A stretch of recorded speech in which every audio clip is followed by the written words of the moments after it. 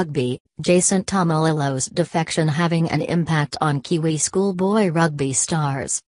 Jason Taumalolo's decision to represent Tonga is having an impact with young Pacific Island rugby players, with two rising stars preferring to play for the Samoa Barbarians rather than New Zealand at the upcoming World Schools Sevens tournament in Auckland.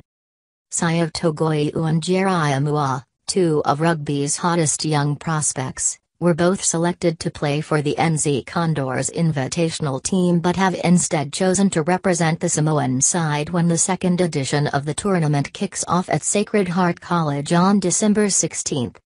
Auckland Under-19s centre Togoi'u was named player of the tournament last year after starring for the Samoa Barbarians as they swept past the NZ Maoris and NZ Condors Invitational side before losing narrowly to Australia in the final. Mua is set to make his first appearance at the tournament after the Hastings Boys High School and Chiefs Under-18s flanker represented the New Zealand secondary schools side earlier this season. World Schools Sevens director Phil Gaze believes their decision to turn down New Zealand is partly inspired by the success Taumalolo and fellow former Kiwis internationals Saio Taukei'aho, Manamu and David Fusiccia, and ex-Australian Test forward Andrew Fifita enjoyed playing for Tonga at the Rugby League World Cup. "I'm sure it was, I have no doubt," said Gaze. "Our tournament rules say that New Zealand has first preference, however, the boys have chosen to play for Samoa. It's a continuation of what's happened at the Rugby League World Cup and players are choosing their hearts, which I think is fantastic." Samoa Barbarians head coach Tino Pululialigaga declined to comment to the Herald but echoed Gaze's comments on social media, noting the influence Tonga's success at the Rugby League World Cup had on the boys' decision to represent their heritage. The World Schools Sevens tournament was established independent of the New Zealand Rugby Union, although the national body provides support and backing for the event. Through that association, tournament rules dictate that New Zealand selectors have first pick of any eligible players, but Gaze confirmed they were willing to make an exception and have respected Togoi'u and Mua's wishes.